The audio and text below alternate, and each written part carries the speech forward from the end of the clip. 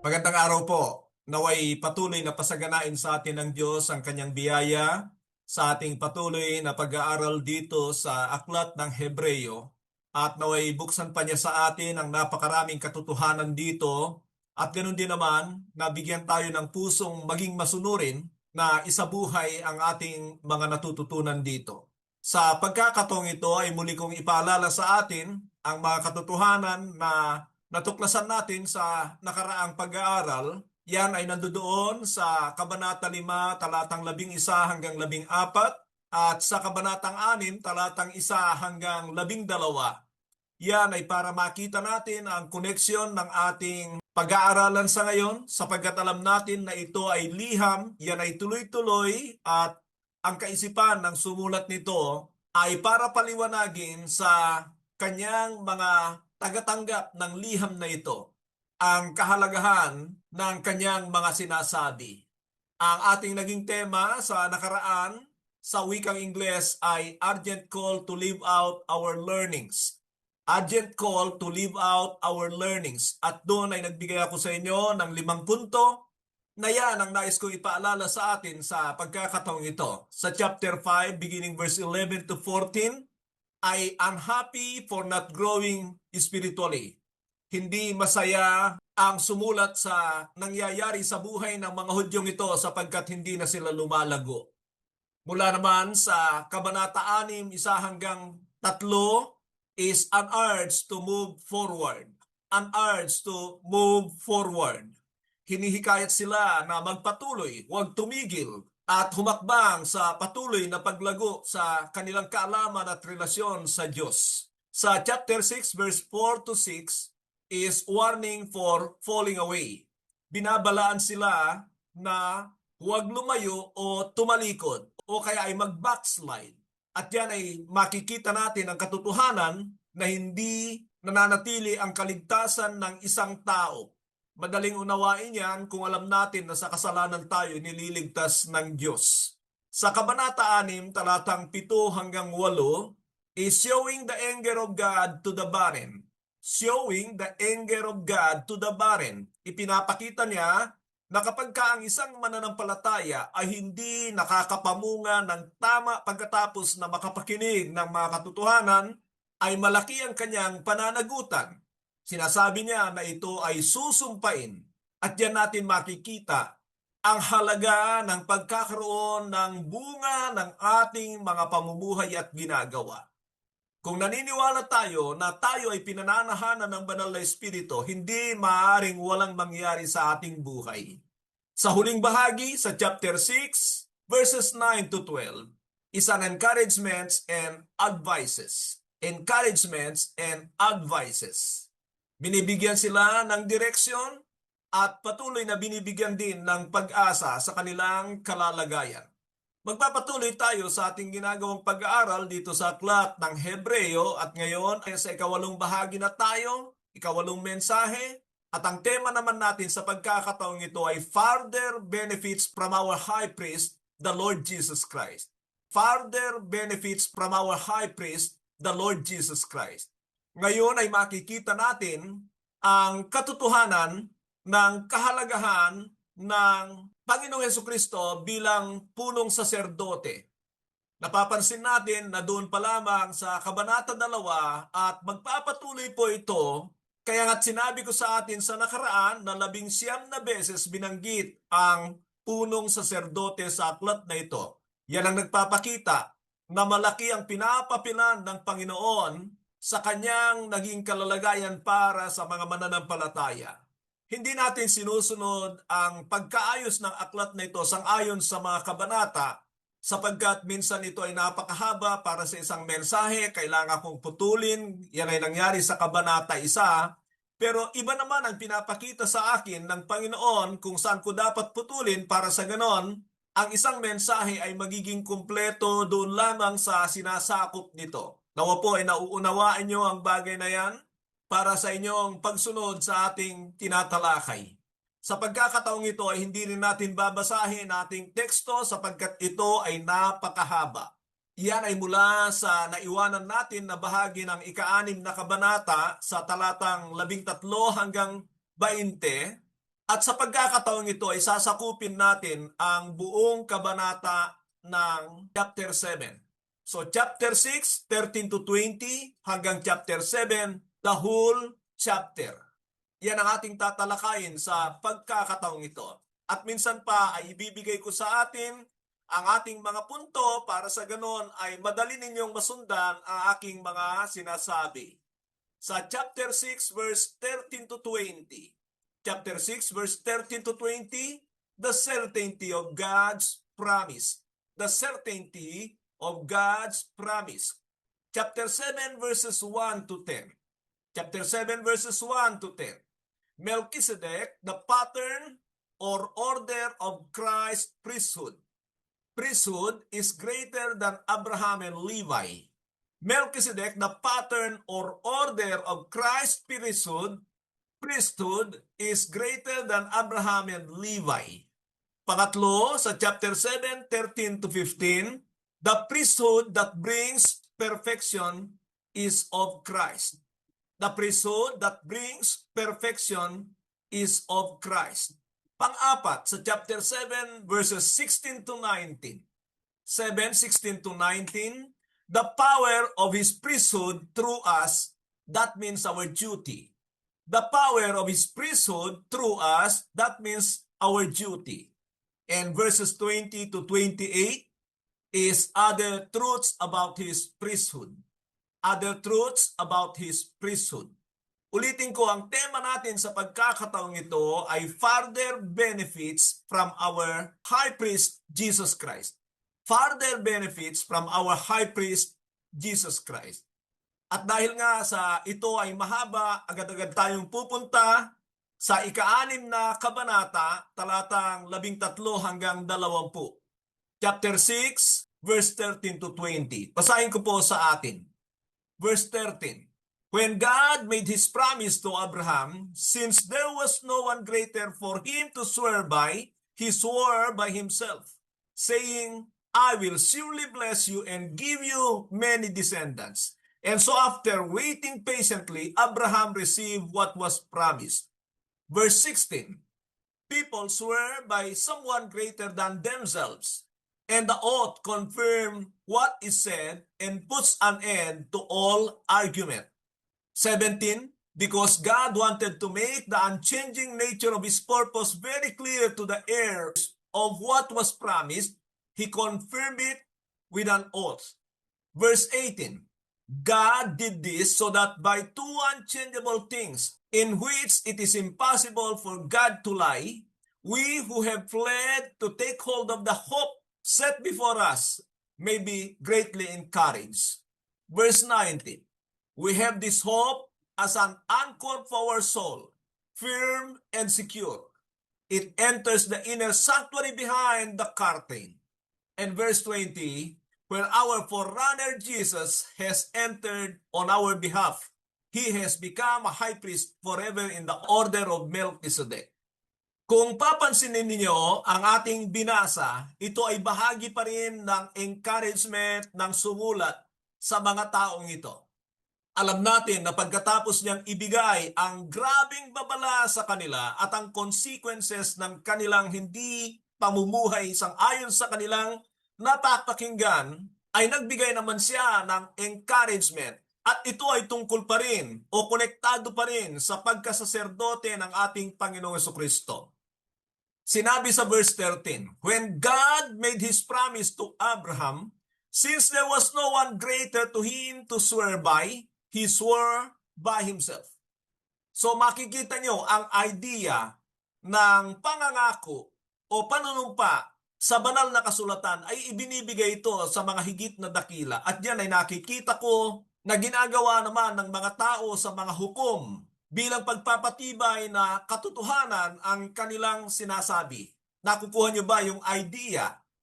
Pero ang nais kong makita natin dito na ang pangakong ito ng Panginoon kay Abraham ay hindi niya ipinanumpa kay Abraham, kundi sa kanyang sarili.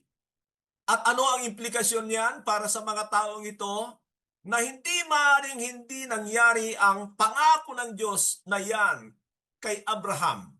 At tandaan din natin ang katotohanan na ito ay ginawa ng Diyos pagkatapos ng pagpapanagpo ni Abraham at saka ni Melchizedek. Hindi ito yung ipinangako ng Diyos kay Abraham doon sa chapter 12, pero tila ito ay pag-uulit lamang at pagsisigurado, at alam natin na ang pagpapanagpo ni Abraham at saka ni Melchizedek ay sa chapter 14 ng Genesis. At kung papansinin niyo ang salitang yan ng Panginoon na makikita rito sa verse 14 and 15 na ganito ang sinabi, saying, I will surely bless you and give you many descendants, ay ginawa niya yan sa chapter 15 ng Genesis. Yan ay upang siguraduhin kay Abraham na anumang sinasabi ng Diyos ay hindi niya tatalikuran o kaya ito ay kanyang gagawin. Ang isang dapat nating maunawaan diyan ay ito ay pangako ng Diyos kay Abraham at tungkol sa kanyang mga sinulatan, na kaya sila dumami, kaya sila umabot sa mga panahong yan, nandiyan pa rin sila, ay dahil ito ay pangako ng Diyos at imposibleng magsinungaling ang Diyos. Kung alalahanin naman natin ang pangako ng Diyos kay Abraham sa chapter 12, na pinapaniwalaan kong konektado sa pagkakataong ito, ay dalawang bahagi. Nangako siya sa kanya ng bansa na yun ang Israel, at pagkatapos ay mga bansa. Ano yung sinabi ng Diyos kay Abraham? And I will bless you and I will make you into a great nation. And all peoples of the earth will be blessed through you. At yan naman ang ating panghahawakan bilang mga hentil, na yung mga nations na pangako kay Abraham ay tungkol naman sa mga hentil. At kung alam niyo ang sinasabi ng Galatia 3:29, na sa ating pananampalataya sa ating Panginoong Jesucristo ay naging anak tayo ni Abraham sa spiritual na aspeto.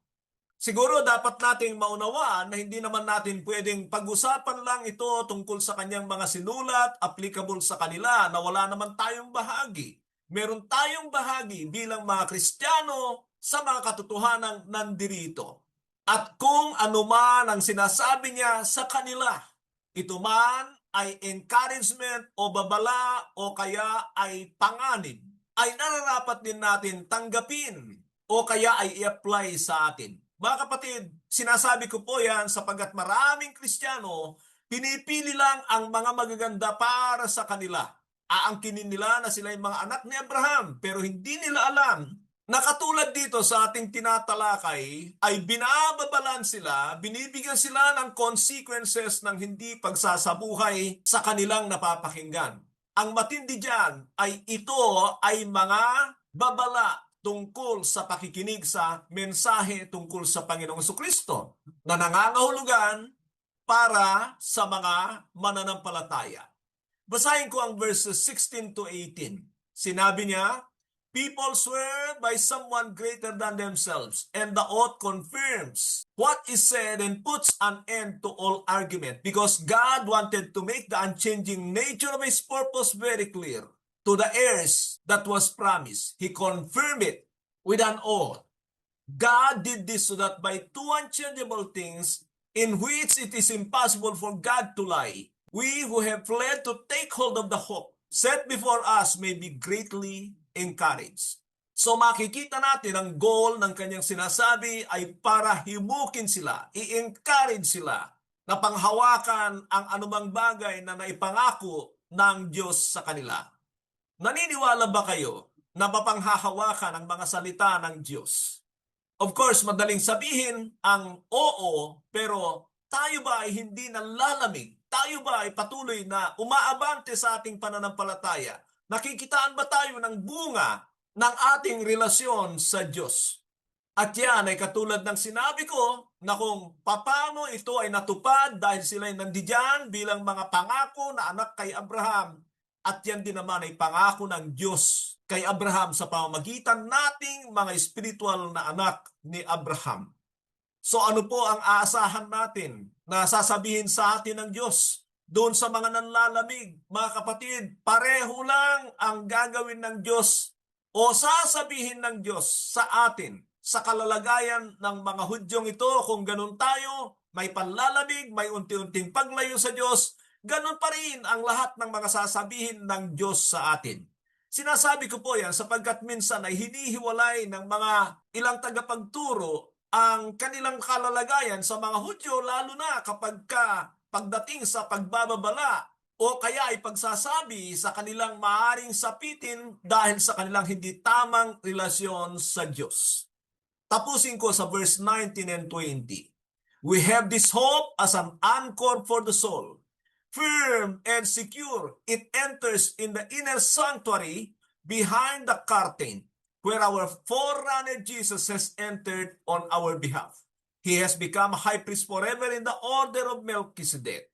Tingnan nyo naman po ang sinasabi niya sa kanila. It is a hope as an anchor for the soul. It is supposed to be immovable na pag-asa para sa kanila at para sa atin.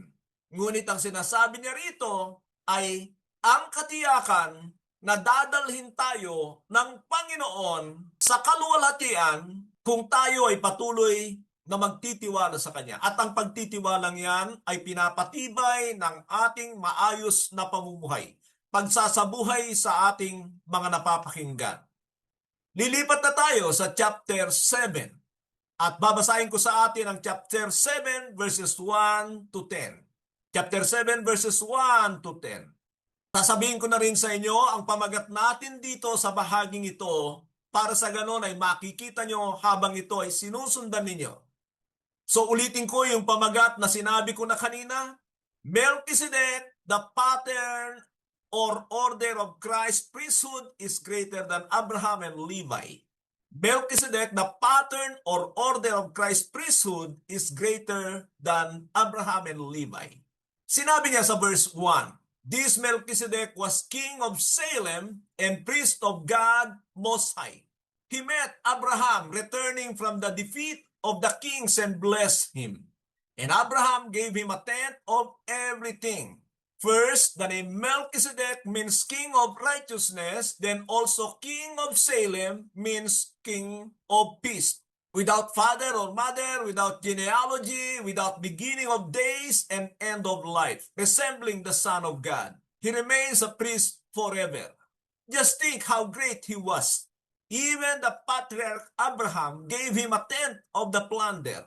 Now the law requires the descendants of Levi who become priests to collect a tenth from the people, that is, from their fellow Israelites, even though they are also descended from Abraham. This man, however, did not trace his descendant from Levi, yet he collected a tenth from Abraham and blessed him who had the promises. And without a doubt, the lesser is blessed by the greater. In the one case, the tenth is collected by people who die, but in the other case, by him who is declared to be living. One might say that Levi, who collects the tenth, paid the tenth through Abraham, because when Melchizedek met Abraham, Levi was still in the body of his ancestors. Dito ay makikita natin na siya ay nakafocus kay Melchizedek at ipinapakita niya kung gaano siya kadakila kaysa kay Abraham at Levi. Si Levi bilang lahi ng mga saserdote. Pero lagi nating tatandaan na ang inirepresent ni Melchizedek dito ay ang ating Panginoon Kristo. Ngayon ay sasabihin ko sa atin that he is a very mysterious man. Bagamat hindi siya ang Panginoong Kristo, ay talagang kakaiba siya. Sapagkat sa panahong ito ay wala pang mga Levita, wala pang mga saserdote, kakaiba talaga itong si Melchizedek. Sapagkat kung titingnan natin, ay he is a king of Salem and a priest of God Most High. Alam niyo isang bagay mga kapatid, na sa mga Levita, walang kinuha sa kanila na maging hari. Ang kanilang trabaho ay pangasiwaan ng templo. Mga saserdote sila. Ano ang pinupunto ko diyan? Katulad ng sabi ko sa mga nakaraan, na ang Panginoon Kristo Siya lang mag-isa ang ikinukumpara sa lahat ng naging function ng mga tao sa Old Testament. Ginampanan niya ang lahat ng mga ito at maging nga sa pinapapilan ng mga handog na hayop ay siya rin ang gumampan ng bagay na ito. Talagang ginawa ng Panginoon ang lahat ng bagay na ito alang-alang sa pagliligtas niya sa tao. Now, si Melchizedek lang ang isang tao na hari at saserdote. Yan ang sinasabi ko na hindi kailanman naging mga hari ang lahi ni Levi. At hindi rin pwedeng maging saserdote ang mga ibang lahi. Kaya kakaiba itong si Melchizedek. Pansinin ninyo na ang kanyang sinasabi na he met Abraham returning from the defeat of the kings and blessed him. And Abraham gave him a tenth of everything. First, the name Melchizedek means king of righteousness and also king of Salem. Bago ko talakayin yung pag-iikapo ni Abraham o pag-ikapo ni Abraham sa kanya, ay nais ko munang pansinin natin itong sinabi niya na Melchizedek means king of righteousness and king of peace.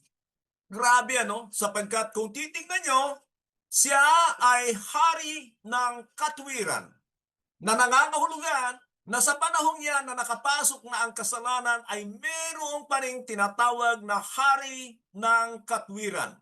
At pagkatapos ay siya ay tinawag na king of peace, hari ng kapayapaan. So itong dalawang ito mga kapatid ay magkasanib na kay Melchizedek. That he is a king of righteousness and he is a king of peace. Tignan niyo ang katotohanan ito. Dalawang bagay yan sa Panginoon. Nasa kanya rin ang dalawang bagay nito, righteousness and peace. Naniniwala ba kayo sa katotohanan yan? Hindi tayo maging matuwid kay Kristo kung hindi siya nakakapagbigay ng katwiran. At hindi tayo magkakaroon ng kapayapaan kung wala tayong matuwid na pamumuhay.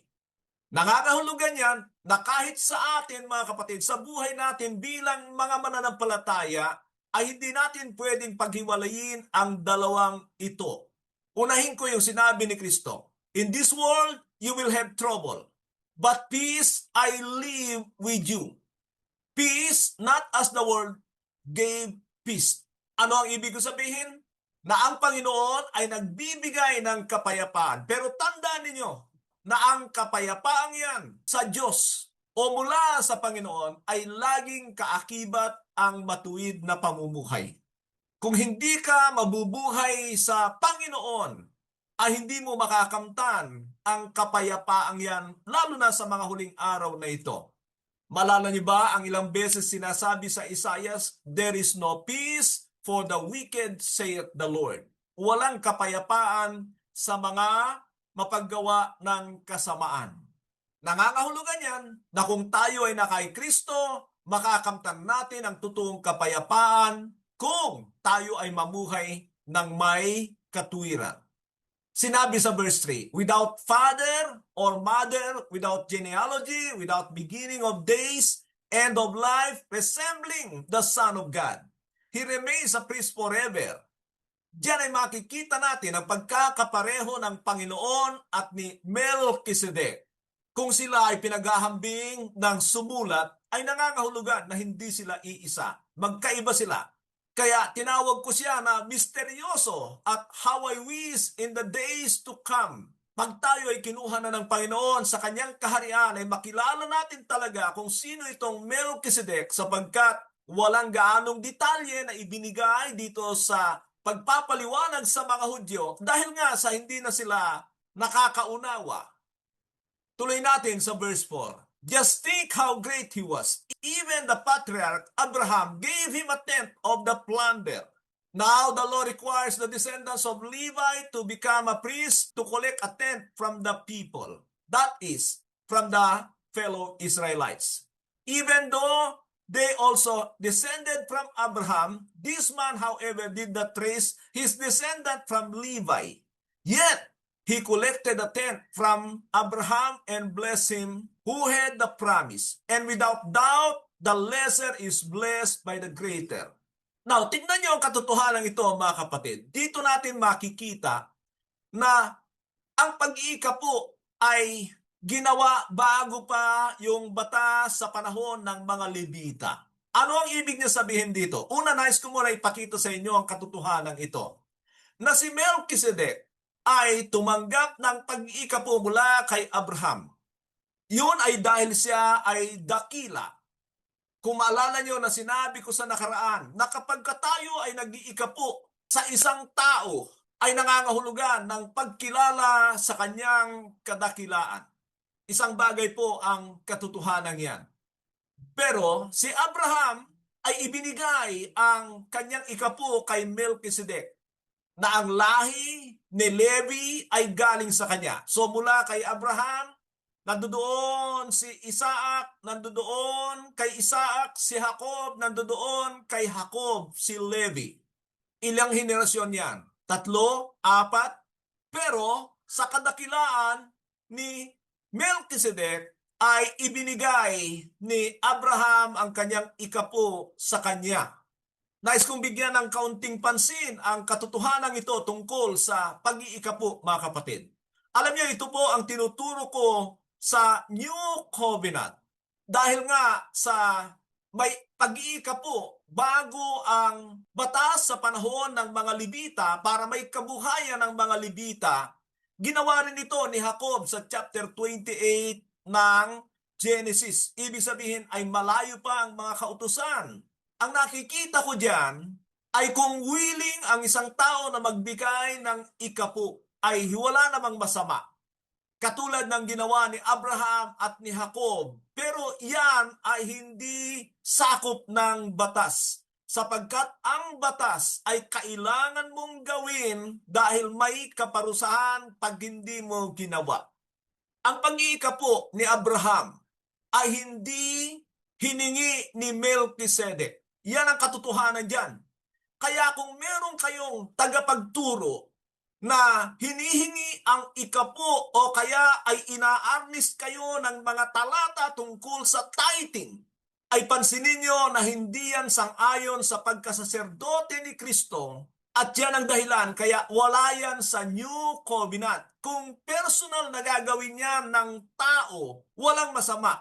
Yan ang sinasabi ko na ginagamit ko ang 1 Corinthians 16 verse 1. Na tila sinasabi niya ni Apostol Pablo, sang-ayon sa blessing na ibinigay ng Diyos sa mga mananampalataya ay dapat ibigay nila ang karampatang kanilang kaloob para sa iglesia. Pag sinabi ko iglesia ay sa mga mananampalataya, hindi doon sa building.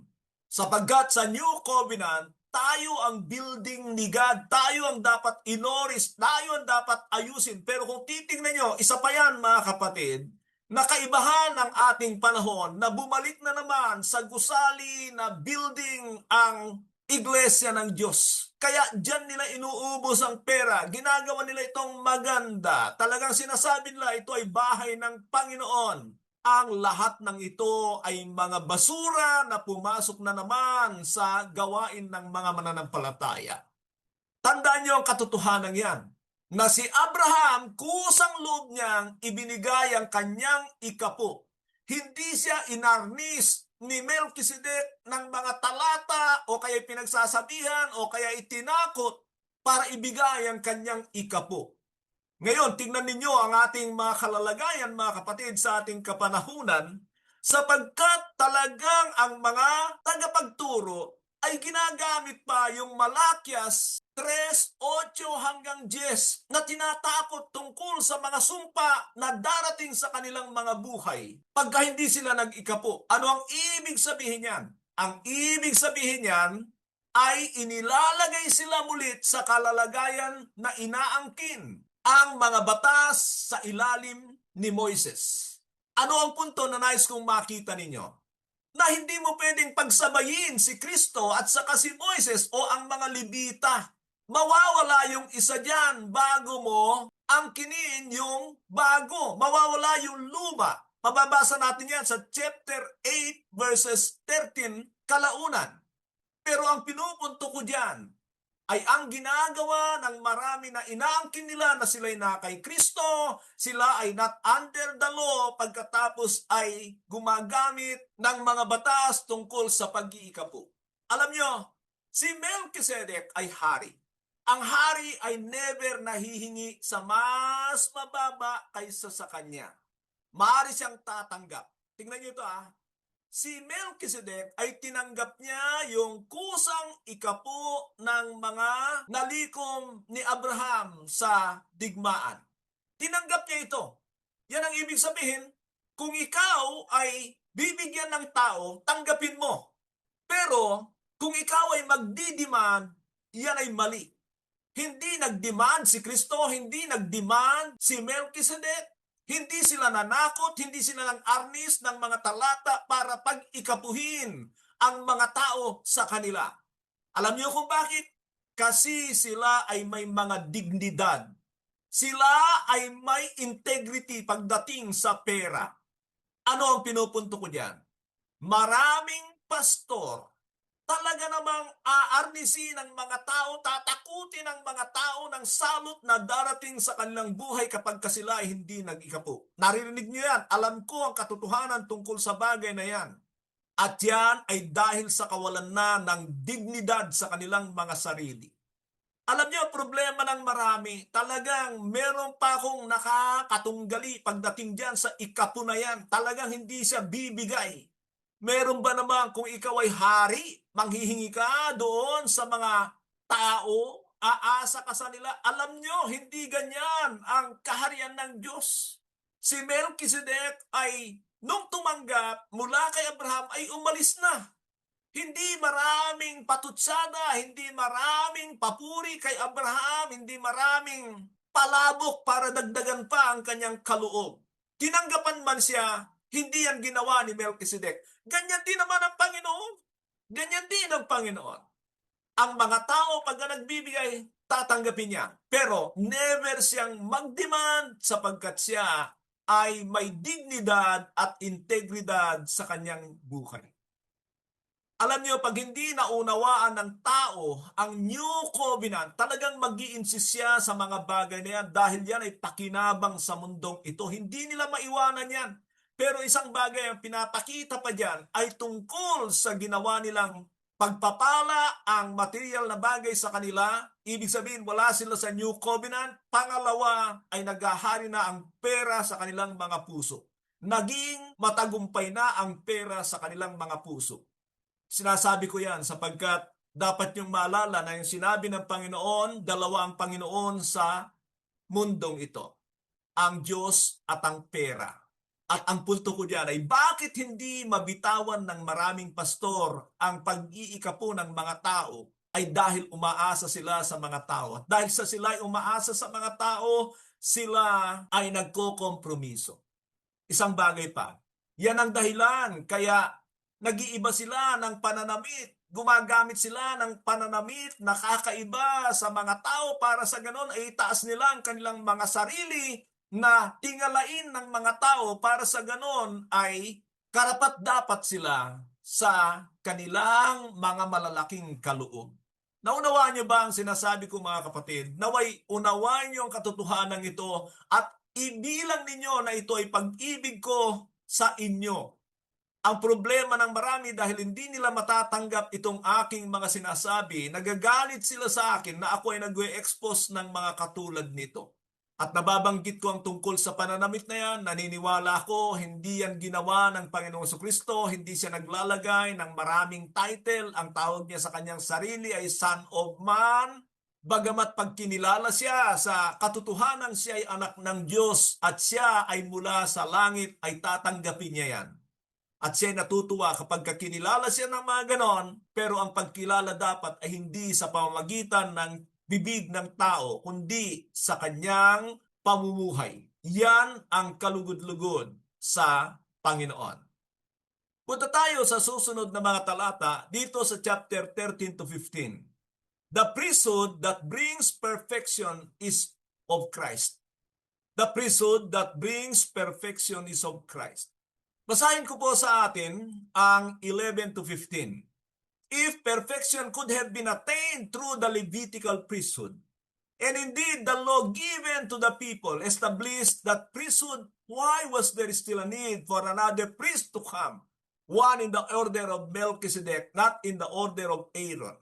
Verse 12, pansinin niyo ito, mabigat ito. For when there is a change of the priesthood, there must also be a change of the law. He whom these things are said belong to a different tribe, and no one from the tribe has ever served at the altar. For it is clear that our Lord descended from Judah, and in regard to tribe, Moses said nothing about priest. And what we have said is even more clear if another priest like Melchizedek appears. Ang daming katotohanan dito na mabibigat, mga kapatid. Unang-una ay hindi makakamta ng perfection sa pamamagitan ng Levitical priesthood. Ano ang ibig sabihin nun? Doon sa Levitical priesthood, o una, ang perfection na ibig sabihin niyan ay ganap sa mata ng Diyos, malinis sa mata ng Diyos. Nangangahulugan ito na tungkol sa mga paghahandog o kung anong mga iba pang ginagawa ng mga saserdote. Malinaw ang kanyang sinasabi na hindi nakakamta ng pagiging ganap doon. Ibig sabihin ay hindi sila nagiging ganap na katanggap-tanggap sa Diyos, because only by perfection we can be acceptable to God. Tandaan niyo ang katotohanan yan. Kung hindi ka magiging ganap sa mata ng Diyos, hindi ka niya tatanggapin sa langit. At ang pagiging ganap sa mata ng Diyos ay dalawang bagay. Pwede tayong maging ganap sa pamamagitan ng dugo ng Panginoon Jesucristo kapag tayo ay sumampalataya at nagsisi at nagpalinis sa pamamagitan ng bautismo, at kapag ibinigay na ng Diyos ang kanyang banal na Espiritu, ganap tayo sa mata ng Diyos. Pero yung pangalawang bahagi ng pagiging ganap na katulad ng sinasabi ng Hebreo 12:14, be holy as your heavenly Father is holy, and without holiness no one can see the face of the Lord. Mukhang napagsasama ko na yung mga talata na nagsasabi na nangangailangan na tayo'y maging ganap para tanggapin tayo ng Diyos. Ang unang pagiging ganap nga ay sa pamamagitan ng dugo ni Kristo. Pero kung titingnan ninyo ang chapter 12 verse 14 ng Hebrews, ay makikita nyo na ito ay sinasabi sa mga mananampalataya na without holiness, no one can see the face of the Lord.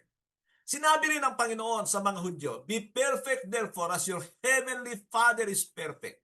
They were chosen people, but they were ours to be perfect. So yan ang katotohanan tungkol sa atin. Kailangan ay maging ganap tayo sa pamamagitan ng dugo ni Kristo, at yung bahagi natin ay yung pagpapakabanal. At para yan ay mangyari sa atin, tingnan niyo ang sinabi ng verse 12. For when there is a change of the priesthood, there must also be a change of the law. So, ibig sabihin, in the priesthood of Christ, hindi mo yan maihiwalay sa batas. Dahil sinabi niya, when there is a change of the priesthood, there must also be a change of the law. Ano yung law na yan? Mga batas na ibinigay ng Diyos sa pamamagitan ni Moises. Mapalitan daw yan. Bakit ang dami ay umaangkin doon sa mga bagay na ipinapangako ng Diyos sa Israel hanggang ngayon? Ang nakakalungkot ay mga mananampalatayang hentil.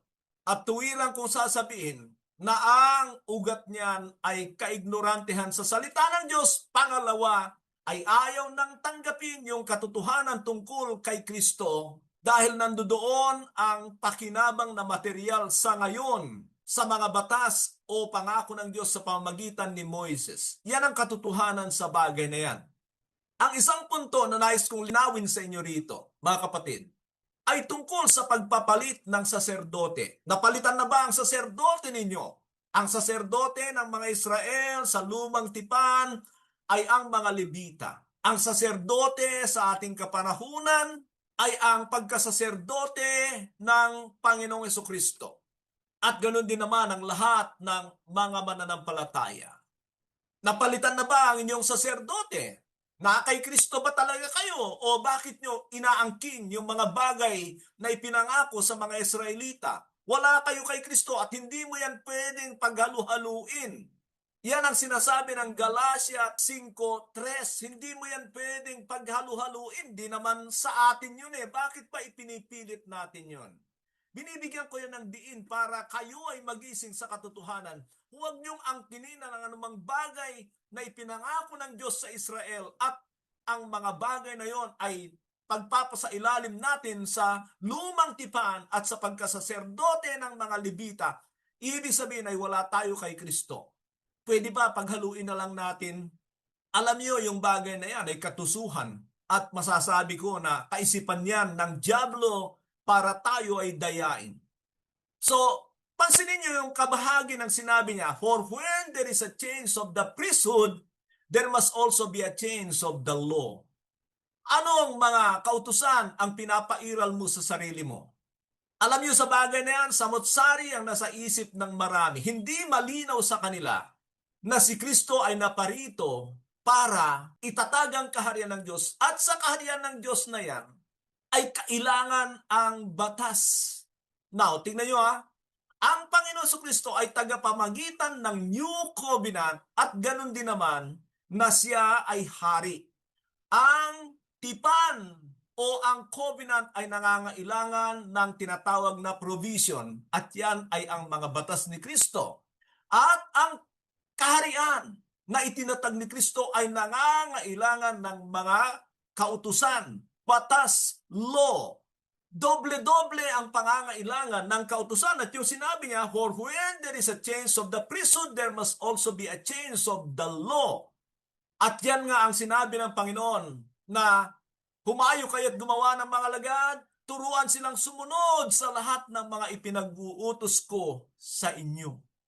Mga kapatid, sasabihin ko sa inyo, kung meron naman kayong iglesia na hindi nyo natututunan ng mga kautusan ni Kristo, layasan nyo naman, iwanan nyo na yan. Naku po, kung kayo'y talagang pinaghaharian ni Kristo, dapat ay alamin nyo ang kanyang mga batas. At kung meron kayong mga kilala na hindi alam ang mga batas ni Kristo, dapat ay sabihin nyo sa kanila, huwag kayong mamuhay ng kaduwagan na dahil lamang gusto nyo na tanggapin kayo bilang mga kaibigan at hindi kayo itatakwil ng mga nagsasabing mga Kristiyano, ay tameme kayo sa mga katotohanang natututunan ninyo.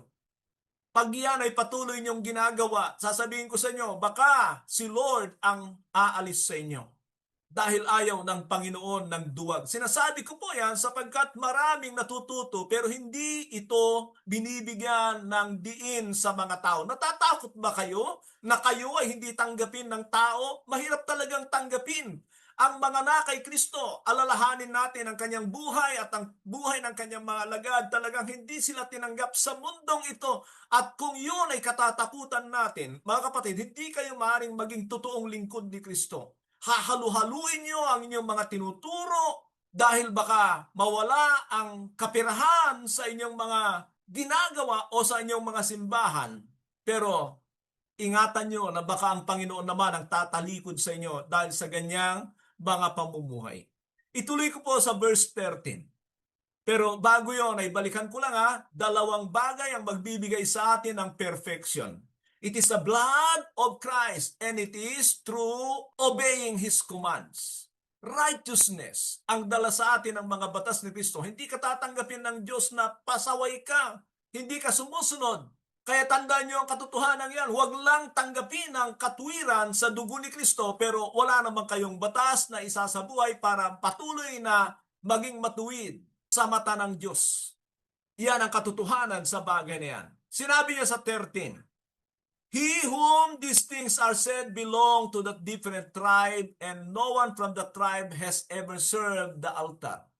For it is clear that our Lord descended from Judah, and in regard to the tribe, Moses said nothing about the priest. And what we have said is even more clear in another priest like Melchizedek appears. So makikita nyo na para linawin ang tungkol sa kaibahan ng pagkasaserdote ng Panginoon, hindi ito magmumula sa mga lahi ni Levi. Ito ay galing sa Judah. Sabi ko nga po sa inyo, lahat ng pinapilan ng mahalagang tao, tinawag ng Diyos sa Old Testament. Yan ay ginampanan ng Panginoon nung siya ay nandirito. At hindi lamang dito mga kapatid, sapagkat ang pagkasaserdote nga ng Panginoon ay hanggang sa walang hanggan. A priest forever in the order of Melchizedek.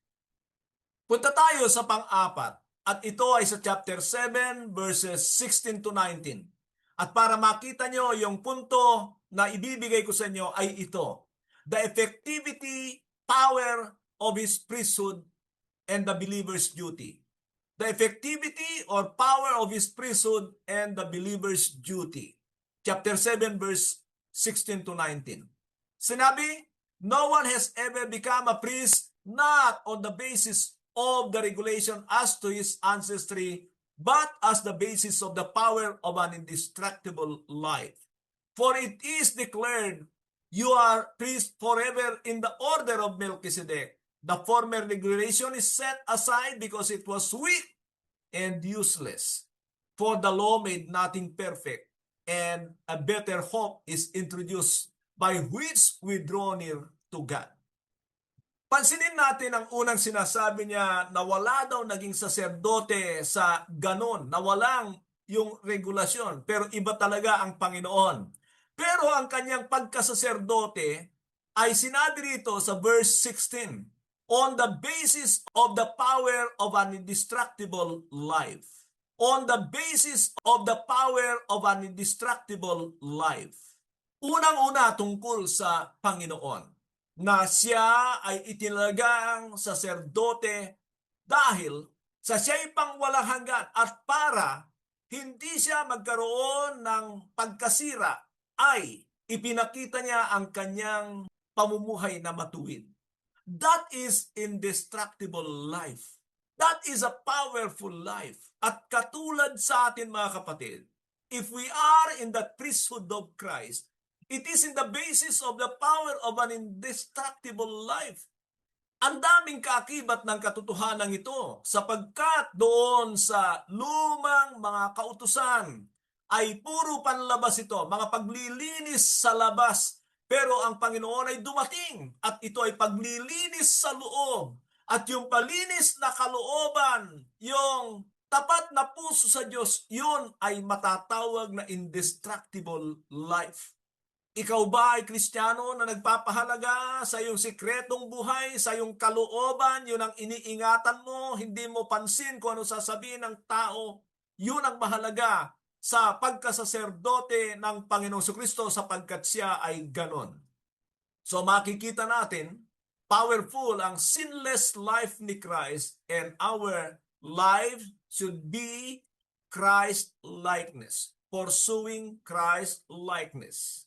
Sinabi pa, for it is declared, you are a priest forever in the order of Melchizedek, and that is an eternal priesthood. At sa kanyang pagkasaserdote, sinabi, and a better hope is introduced by which we draw near to God.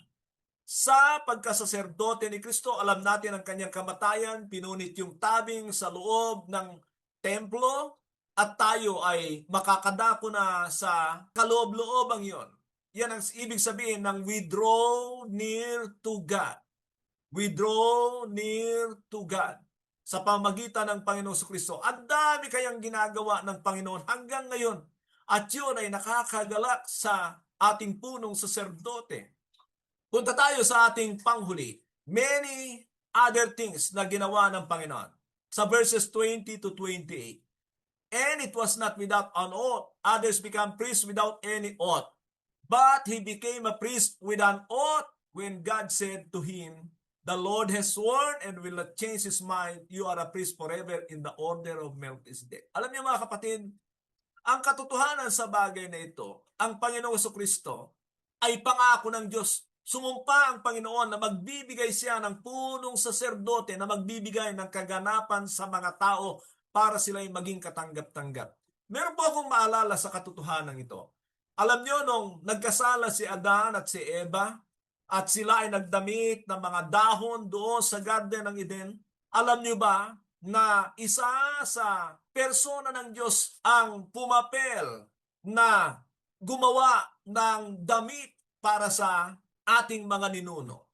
Ano ang ibig ko sabihin diyan? Pag binasa niyo ang chapter 3, yung damit na isinuot ni Adan at ni Eva sa kanilang mga sarili ay hindi nagustuhan ng Diyos. Kaya siya ang gumawa, siya ay nagbigay sa kanila ng damit na mula sa balat ng hayop. Pero yun ay hindi ko nakikitang ganon. Ang nakikita ko doon ay yung pagbububo ng dugo ng hayop na yon para sa kasalanan ni Adan at ni Eva. At ang ibig kong ipunto diyan, mga kapatid, noon pa man ay pumapel na ang Panginoon Kristo. Malamang ang anak ng Diyos ang siyang gumawa ng bagay na yan. Naghandog siya ng dugo ng hayop para sa kasalanan ng tao. Meaning, he has been functioning as a priest during that time. Nga lamang, iba ang pagkasaserdote niya ngayon sapagkat hindi na dugo ng hayop ang kanyang ibibigay. Ang ibibigay niya ay ang kanyang dugo para sa tao o ibinigay niya para sa tao. And that gave us a righteousness acceptable to God. And once and for all, mga kapatid, ay kaya ng dugo na yan ng lahat ng kasalanan natin, lalo't higit kung ito ay ating pagsisisihan. Yan ang sinasabi ng 1 John 1:7-9 na sapat ang dugo ng Panginoon Kristo para sa lahat ng ating mga kasalanan. Verse 22, because of this oath, Jesus has become the guarantor of a better covenant. Mga kapatid, dito nababanggit na. Actually, doon sa verse 12 kanina, where when there is a change of the priesthood, there must also be a change of the law. Na nangangahulugan yan that it is impossible not to change the covenant as well. At ngayon ay binabanggit niya rito, may pagkapalit ng punong saserdote, may pagkapalit ng mga saserdote, may pagpapalit ng kautusan, ay siyempre kasama rin ang tipan. Yan ang sinasabi niya rito. Because of this oath, Jesus has become a guarantor of a better covenant. Now there have been many of these priests since death prevented them from continuing in office. But because Jesus lives forever, he has a permanent priesthood. Permanent priesthood. Therefore, he is able to save completely those who come to God through him because he always lives to intercede for them. So dito makikita nyo, ang dami ng ginagampalan ng Panginoon hanggang ngayon para sa atin. He is there in heaven. He executed the installation of the new covenant. Kaya kung ikaw ay nasa old covenant pa o kaya inaangkin mo pa yung mga bagay na ipinangako sa pamamagitan ni Moises, mga batas ni Moises, wala ka sa tipan ni Kristo. At ngayon, makikita nyo na yung better covenant na ito. Ibig sabihin, okay naman yung old, kaya lang, napakasimple because ibig sabihin ng better ay mas higit, mas dakila kaysa sa mga pangako. Those promises in the old covenant are temporal, material blessing, lupain, health, at pagkilala, lahat ng yan, okay yan sa old. Pero old yan. At ang bagay pa, hindi tayo kasali doon. Pero in Christ is a better covenant. Pinapaniwalaan nyo ba ito? Ang problema lang kasi dito sa New Covenant, mga kapatid, dahil hindi nakikita yung mga pagpapala nito sa ngayon, dahil ito ay mga pangwalang hanggan, they are settled in heaven. Nandun na sila and you need the faith to believe in that. At isang bagay pa na sinabi niya rito is the permanent priesthood of Christ. Meaning, nananatili siya doon na saserdote para sa atin. When we get to heaven, there is a priest for us who keeps on interceding for us, who keeps on mediating for us. Hanggang ngayon, he is our mediator. He intercedes for us. Kaya sinasabi niya rito, he meets our need. He meets our need. Siya lang ang makakatugon sa pangangailangan ng tao. Pag sinabi niya yan, mga kapatid, ay hindi yan tungkol sa mga material na bagay. Ordinaryo yan. Ang tinutukoy niya dito ay para sa ating pangangailangan, sa katubusan sa kasalanan, sa katagumpayan sa kasalanan. At lahat pa ng may kaugnayan tungkol sa kasalanan. Sinabi pa, one who is holy and blameless, pure, set apart from sinners, exalted above the heavens. Verse 27, unlike the other priests, he does not need to offer sacrifices day after day, first for his sins and then for the sins of the people. He sacrificed for their sins once and for all. He offered himself, for the law appoints as high priest men in all their weakness, but the oath which came after the law appointed the Son who has been made perfect forever.